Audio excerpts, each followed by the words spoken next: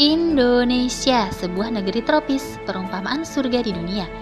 Negeri yang terkenal dengan keramahan penduduknya, tapi juga dikenal dengan begitu banyak problematika di dalamnya. Tanah subur yang permai ternyata harus dikuasai oleh orang-orang yang tidak bertanggung jawab. Korupsi di mana-mana. Tidak ada penegakan hukum. Institusinya sih ada. Pendidikan tidak merata, kesenjangan pembangunan, masyarakat miskin banyak menjadi kambing hitam. Namun kondisi itu akan berubah pada tahun 2039.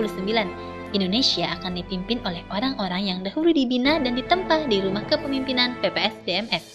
Mereka siap menjadi kupu-kupu yang terbang tinggi, membawa Indonesia menjadi lebih baik dan bermartabat. Bekerja sama dalam berbagai bidang untuk membangun bangsa dan menguatkan posisi Indonesia di mata dunia. Dulu, kami pernah berjanji akan menjadi ahli di bidang kami masing-masing membangun Indonesia bersama-sama. Maka inilah kami.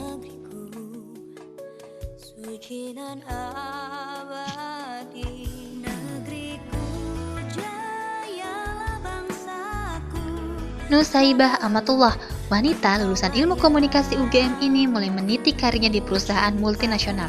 Tahun 2022, ia dipercaya untuk berkontribusi di UNDP untuk perencanaan dan pembangunan Local Wisdom Management Tourism. Putri Papua ini lalu mengabdi sebagai konsultan NGO pemberdayaan masyarakat pedalaman di bidang pendidikan.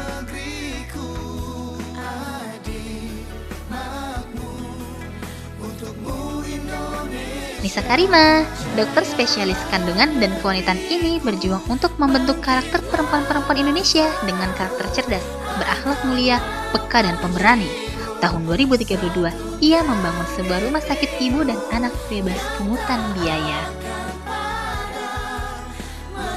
Layung Sekarsih Wikanti, setelah lulus dari King College Inggris, ia kembali ke tanah air untuk mengabdi sebagai dosen dan peneliti, kemudian mendirikan Indonesia Teen Researcher berbasis molekuler. Tahun 2021, Layung turut berkontribusi di WHO dan mendirikan Cancer Foundation dan memajukan dunia pengobatan Indonesia. Fitri Hasanah Amhar sangat tertarik terhadap dunia komputer dan tulis-menulis. Di tahun 2025, ia mendirikan rumah baca dan rumah singgah anak jalanan di berbagai daerah di Indonesia. Fitri pun mengembangkan media kreatif yang interaktif untuk menginspirasi anak Indonesia.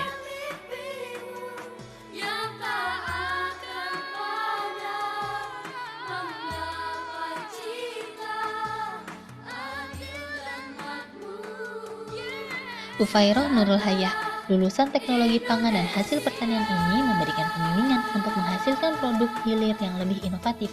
Ia juga mengembangkan banyak desa binaan pertanian hingga go internasional melalui produk lokalnya, serta menjadi pengusaha bakery non-gandum.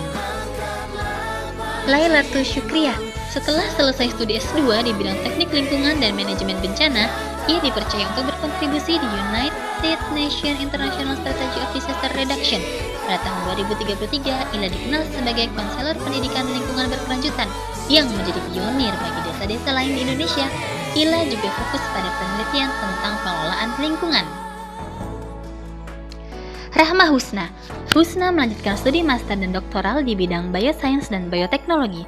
Tahun 2020, Husna mengabdi sebagai dosen dan peneliti yang fokus di bidang energi dari Agen Hayati. Dikenal sebagai tokoh yang memberikan solusi terhadap kebutuhan energi ramah lingkungan di Indonesia.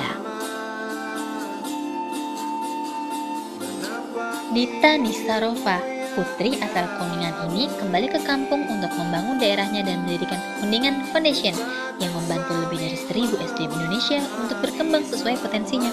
Berkat pengabdiannya itu, ia dikenal sebagai pakar Human Resources Management dan konsultan human capital banyak perusahaan.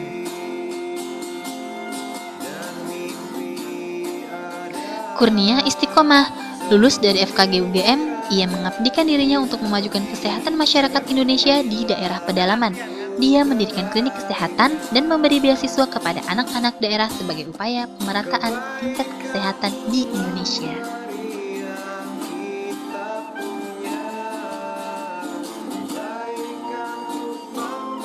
Maka mereka saling bekerja sama dan mendukung Presiden Indonesia 2039.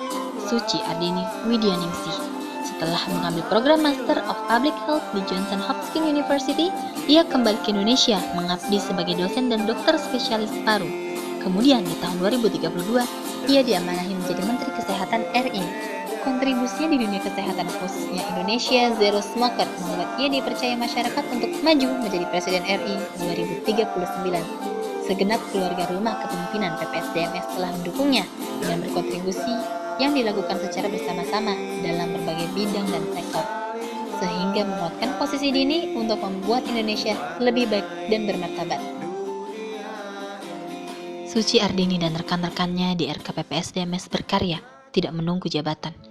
Mereka percaya bahwa pemimpin bukan masalah kursi atau posisi, tapi pemimpin adalah pembelajar sepanjang hayat untuk pengabdian tiada akhir.